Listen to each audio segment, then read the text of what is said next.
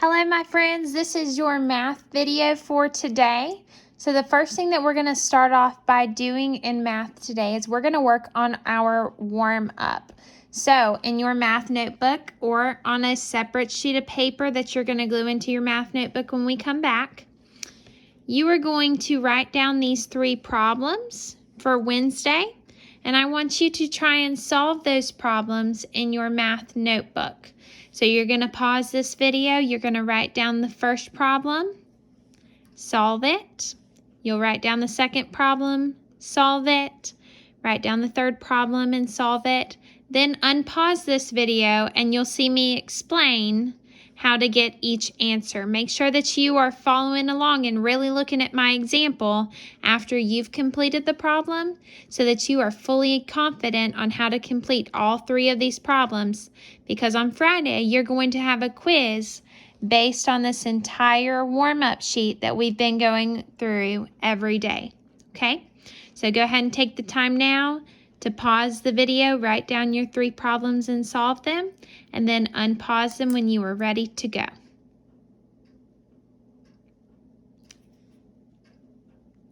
Okay, so now you've unpaused the video and you're ready for me to solve our problems. So when we took our notes yesterday, we knew that the first step to solving an addition problem with decimals is to find our decimals and then line those decimals up. So I have to rewrite this problem so that I can add these 2 decimals together. So I'm going to rewrite my 3 89/100ths plus, I find the decimal of my second number and I fill in those digits around it. Then my next step, I add a 0 for any space that's left, and I had a space in my hundredths place in my second number. Now I can actually do my addition. So I start with my smallest place value and I do 9 plus 0 equals 9. Then I know 8 plus 6 equals 14. So I put my 4 in my tenths place and I carry that 1 because 10 tenths make up 1 whole. So I need to regroup and change that 10 to a 1 whole. So now I do 4 plus 3 plus 1 equals 8. And my last and final step is to bring that decimal straight down. So my answer is 8 49/100ths. Now moving on to my next problem. Again, I find my decimals in both problems. I write that first number, put my addition symbol, write the decimal of the second number, add those digits around it, and then I fill in any place value that's left empty. So I need to add a 0 here in my hundredths place, and now I'm good to start adding. So I start in my, I made a mistake, not my hundredths place, it's my thousandths place. And then I can start my addition. So in my thousandths place, 2 plus 0 equals 2. 9 plus 4 gives me 13, so I know I put my 3 in my hundredths place, carry my 1 over to my tenths place. 1 plus 2 equals 3. 9 plus 4 equals 13, and since I don't have another place value after that, I bring that whole 13 down. And my last step for this number is to bring that decimal straight down. So I have 13 332/1000ths. And then last but not least, looking at my final problem, I have 12 407/1000ths. And this time we're doing subtraction. So I still line up my place values, add those digits around.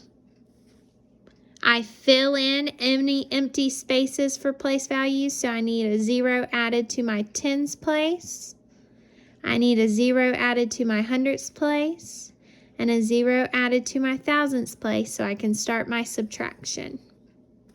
Now that I have all those zeros added in, I start with my smallest place value, which is my thousandths place. It's like breaking up a candy bar into 1,000 little pieces.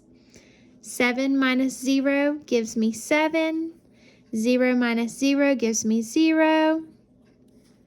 Now I move on to my tens place. 4 minus 5. Uh-oh. If I have 4 things, I can't take away 5, so I have to regroup. So I have to go to my ones place, take a 1 away, give 10 tenths to this 4, so now we have 14 tenths. Now I can take 5 away from my 14 tenths. So 14 minus 5 leaves me with 9. Then I move to my ones place. 1 minus 6. Uh-oh. Can't do it, so I got to regroup again. Take from my tens place. Change this to an 11. 11 minus 6 equals 5. And then my last very important step, bring that decimal straight down. So my answer is 5 and 907 thousandths. So that's all for your warm-up. So the next thing that we are going to do today, we're going to start talking about multiplication with decimals. And we're going to be talking about that with powers of 10. So we're going to start off by just going over our powers of 10.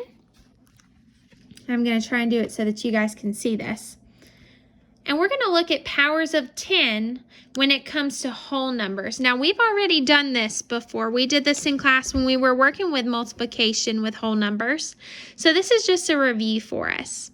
So we know that 363, if we multiply that times 1, we know anything times 1 just gives us itself. So we're left with 363. But if we multiply 363 times 10 to the first power, and we know that the first power just means 10. It's just a fancy way of just saying we're multiplying times 10. So 363 times 10 gives us 3,630. Then, if we multiply 363 times 10 to the second power, it leaves us with 36,300. And we see this pattern going on that each time that we multiply times the power of 10, so our exponents are getting larger by 1, we are adding a 0 onto our original number. So if it's 363 to 10 to the first power, we're adding 1 0 onto this 363 to make it 3,630. If we're doing 363 times 10 to the second power, that tells us this 2 tells us we're adding 2 zeros to our number because we're making it 2 times 10 more than 363. I know I said that kind of in a confusing way, but all that means is I'm adding 2 zeros because I'm shifting my numbers by 2 place values, increasing it by 2 place values. So 363 times 10 to the second power leaves me with 36,300. And this works the same way when we are working with decimals. So I'm going to show you the same, we're going to use the same digits, but we're going to have a decimal in our number this time. So we're going to start out with 3 63/100ths. And we are going to be multiplying this by powers of 10. So you can see a little pattern going on. It's the same pattern that's going on when we are working with just whole numbers. We see that when we multiply times powers of 10, we add zeros to the end of that original number. So 3 63/100ths times 1, we know anything times 1 is itself. So we get 3 63/100ths. But if we multiply 3 63/100ths times 10 to the first power, that means we're just multiplying this number times 10. we're left with 36 and 30 hundredths. If we multiply 3 and 63 hundredths times 10 to the second power, we get 363. Notice how many zeros we're adding to the end of that number. It matches with our exponent. Then 3 and 63 hundredths times 10 to the third power. That 3 tells us we're adding 3 place values to our original number. So we add our 3 place values, and we are left with 3,630 with 2 zeros as placeholders. So I'm going to show you what that looks like just with the numbers, not looking at our charts anymore. And we notice a pattern going on. So 3 and 63 hundredths times 1 just gives us our original number. But if we move on to 3 and 63 hundredths times 10 to the first power, we notice that that decimal in our original number has shifted 1 place value. Then, if we look at 3 and 63 hundredths times 10 to the second power, our original number, we have taken that decimal and shifted it 2 place values this time, which matches up with our exponent. Then if we multiply 3 and 63 hundredths times 10 to the third power, we've taken our original number and we have shifted that decimal 3 spaces according to our exponent. Now we're going to do some problems that work with powers of 10 so that you guys start getting the hang of multiplying times powers of 10. So if you will, make sure that you have those notes written down. I'll show them to you again if you want to pause the video so that you can write all of these down so you see the patterns and you have them in front of you. Take some time to pause the video, write down any notes that you need to, because I know I go super fast during our video, so sometimes you're going to have to pause me. Okay, after you have this written down, I want you to move on to the next blank space. I'm going to have to move on to a new page because I have no more room on the front of my page, so I'm going to move to the back.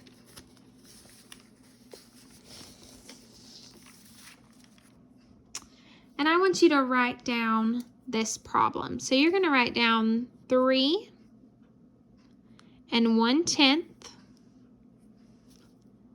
times 10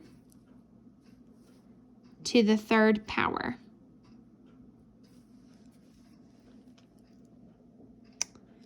So when we were looking at our pattern, we know that the exponent tells us how many place values our decimal is going to be shifting to the right. And anytime that we multiply times powers of 10, and there is a whole number right here in our exponent, we're going to be shifting this decimal to the right because we're making our number larger. So I'm going to start off by writing my original number. And I'm going to draw little humps to tell me that I'm moving my decimal. So I know I need to move my decimal 3 place values because that exponent tells me move it 3 times. So I'm going to draw little arrows. So I've drawn 1 arrow, I've moved it 1 place value. I'll draw a little space for that place value. Then I'm going to draw another hump because that tells me I've moved it 2 place values. I'll add that place value after my little hump. And then I'm going to move it a 3rd place value.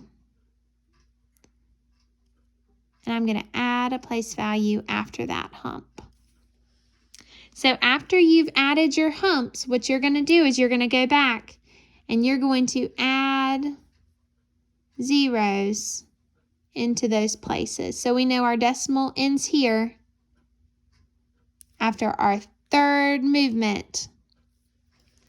And then our last step is just to write our final number. So we're left with 3,100 decimal 0. So our whole number, 3,100. So looking at another example, we're going to do 62 thousandths times 10 to the second power.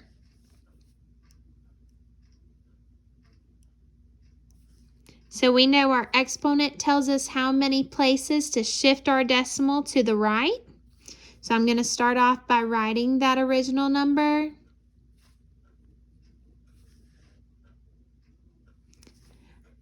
I'm going to start at my decimal and I'm going to make 2 humps over, so I know how many place values I'm moving my decimal over. So I've moved it 1 place value. Then I've moved it my second place value. I'm going to add my decimal in right there. And then I'm going to write my final number. So I'm left with 6 2/10.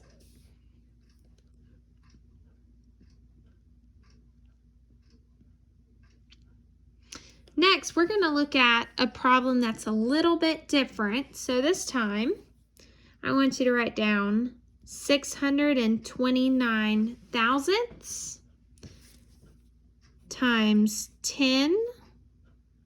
Draw a little box for our exponent because that's what we're going to try and find out in this problem. And it's going to equal 62 9/10. So we need to figure out what power of 10 do we multiply this 629 by to get us to 62 9/10. So if I know that my exponent tells me how many places to the right I need to move my decimal over, then I'm going to look at my final product, and I know that my decimal needs to be in between the 2 and the 9. So I'm going to come back to my original number, and I'm going to count over how many spaces I moved to the right to get in between the 2 and the 9. So I moved 1, I moved 2, so I know my exponent has to be 2.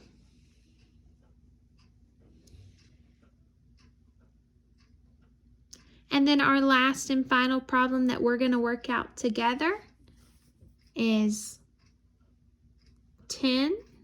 Draw a little box because we're going to figure out our exponent times 56 thousandths. And our product, the answer to our multiplication problem, is going to get us 560. So remember, we're trying to figure out how many spaces our decimal has moved to the right, and that's going to tell us our exponent. So we start with our original number, and we know we have to get this number to 560. So we move our decimal over 1 place value, 2 place values, 3 place values. If I put my decimal here, that would only get me to 56, so I got to move 1 more time. Add my 0. So I know I moved 1, 2, 3, 4. So it's 10 to the 4th. Please don't get confused. I know some people, when they're working out their multiplication problems, they try to include the 0 that's already with the 10 when they're counting their place values over. But the 0 in the 10 is not included when we're working with our place value shifts. It's only the exponent that tells us how many place values we move that decimal over. Okay? So your assignments for me for today. You have 2 assignments in Savvas to complete. You have a practice buddy. It says additional practice 4-1. You're going to complete that in Savvas. Make sure you're working out your problems in your math notebook. Then you have a quick check 4-1. That's 3 questions. That's going to be your math grade for today. So make sure that you are working with that practice buddy before you do your quick check so that you can make sure you get the correct answers on your quick check, okay? If for some reason you're still confused on how to multiply by powers of 10 when it comes to decimals, I also added another look video. So it's 4-1, another look, and it's in your Savvas as well. And it'll give you another explanation of how to multiply and how to shift the decimal over when you're working with exponents and powers of 10, okay? If you have any other questions, please email me. And I hope that your math time goes well today. Okay, see you later.